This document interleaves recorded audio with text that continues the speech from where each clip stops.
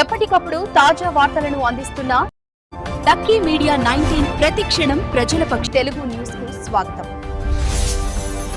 సర్పంచ్ గెలిచిన సర్పంచులు ప్లస్ ఇతర నాయకులు ఇక్కడికి రావడం జరిగింది. వాళ్ళందరికీ నేను నమస్కారాలు తెలియజేస్తున్నాను. ఈరోజు ప్రెస్ మీట్ యొక్క ముఖ్య ఉద్దేశం ఏంటి అంటే, ఆల్రెడీ లోకల్ బాడీ ఎలక్షన్స్ అయిపోయినాయి. ఇప్పుడు మనం అందరం అభివృద్ధి వైపు నడవాలి, ఎలాంటి అల్లర్లు జరగకుండా చూసుకోవాల్సిన బాధ్యత ఇక్కడ అధికారంలో ఉన్న గెలిచిన అభ్యర్థులపైన ఉంటుందని తెలియజేయడానికి నేను ఈ ప్రెస్ మీట్ పెట్టాను.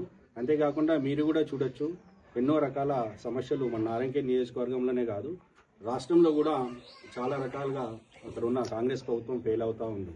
మీరే చూడొచ్చు, ఇప్పుడు టోల్స్ అనేవి ఎన్నో రకాల సమస్యలు. ఈరోజు నిన్న జరిగిన సమస్యలు చెప్తున్నాను. సంక్రాంతి సెలవుల కోసం టోల్స్ అనేటివి ఎత్తివేయడం జరిగింది. అంటే అదే దసరాకి మాత్రం టోల్స్ అనేది కంటిన్యూ చేశారు. దానివల్ల ఎవరికి లాభం ఉంది అంటే, సెటిలర్ ఓట్ల కోసం కాంగ్రెస్ ప్రభుత్వం ఇలాంటిది లేవనెత్తడం అనేది కూడా ఆశ్చర్యం కలిగిస్తుంది. అలాంటిది చేయకూడదని నేను కోరుకుంటున్నాను. అంతేకాకుండా మన లోకల్ నియోజకవర్గం ప్రాంతంలో చూస్తే, మీరే మొన్న సిర్గాపూర్ మండలంలోని ఎస్సీ బాయ్స్ హాస్టల్లో 10 రోజుల నుంచి కరెంటు లేదు, సరి అయిన వాటర్ సౌకర్యం లేకపోవడం వలన విద్యార్థులు రోడ్లెక్కి ధర్నా చేస్తే, అక్కడ ఉన్న ఒక వంట వార్డెన్ వాళ్ళకు అన్నంలో విషం పెట్టి చంపండి అన్నంత వాళ్ళకు అంత భయభ్రాంతులకు గురి చేసిన దాఖలాలు కూడా మనం చూసాం. సో ఇలాంటివి ఎన్నో జరుగుతూ ఉన్నాయి.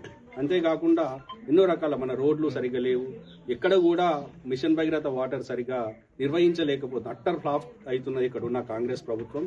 మిషన్ భగీరథ నీళ్లు లేక ప్రతి ఊర్లో మాకు బోర్లు వేయించండి అన్న డిమాండ్లు ఇప్పుడు వస్తున్నాయి. కాబట్టి మిషన్ భగీరథ వాటర్ ఉంది, అన్నీ ఉన్నాయి, దాన్ని సక్రమంగా నిర్వర్తించాలి. కరెంటు కూడా రైతులకు కూడా సరిగ్గా కరెంట్ ఇవ్వలేకపోతున్నారు.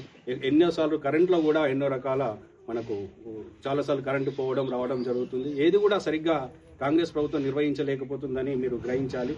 కాబట్టి మీరు ఎవరైతే ఎన్నుకోబడ్డా, ఇప్పుడు కాంగ్రెస్లో మెజారిటీ వాళ్ళు సర్పంచ్లు గెలిస్తే, వాళ్ళు మీ ఎమ్మెల్యే కానీ మీ ఎంపీకి కానీ ఈ సమస్యల మీద మీరు డిమాండ్ చేసి ఆ సమస్యలను సాల్వ్ చేయడానికి ప్రయత్నించాలి. కానీ గ్రామాలలో చిన్న చిన్న బతుకుదెరువు కోసం ఏదో చిన్న చిన్న వ్యాపారాలు చేసే వాళ్ళ మీద దౌర్జన్యాలకు పాల్పడద్దు అని నేను కోరుకుంటున్నాను.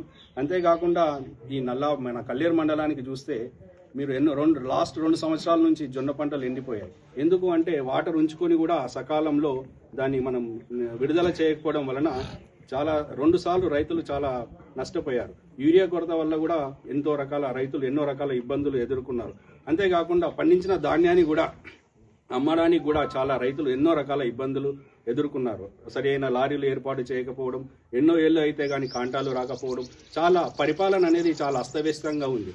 అదే నేను కోరుతున్నది ఏంటి అంటే, ఇక్కడ ఎన్నుకోబడ్డ ఎవరైతే నాయకులు ఉంటారో, ముఖ్యంగా కాంగ్రెస్ నాయకులు ఉంటారో, వాళ్ళు ఇలాంటి సమస్యలను మీద మీరు మీ అధిష్టానం దృష్టికి తీసుకెళ్లి ఆ సమస్యలను సాల్వ్ చేయడానికి కృషి చేయాలి తప్ప, గ్రామాలలో ఉన్న ఏదో బతుకుదెరువు కోసం చిన్న చితక ఏదో వ్యాపారాలు చేసుకుంటే వాళ్ళ మీద దౌర్జన్యాలు దాడులు చేయడం అనేది చాలా శోచనీయమని నేను మనవి చేస్తున్నాను. ఇప్పటికైనా ఎవరైతే ఎన్నుకోబడ్డా ఇక్కడ ఉన్న కాంగ్రెస్ నాయకులైనా అనుకోండి, ఎవరైనా అనుకోండి, వాళ్ళు తప్పకుండా అభివృద్ధి వైపు వాళ్ళు ప్రయాణించాలి తప్ప ఇలాంటి గ్రామాలలో అశాంతికి పాల్పడి ఎలాంటి కార్యక్రమాలు చేయకూడదు అని నేను కోరుకుంటున్నాను. పొరపాటున ఏదైనా చేసినా కూడా ఆ పార్టీ అధికారంలో ఉంది కాబట్టి వాళ్ళు చేస్తారు.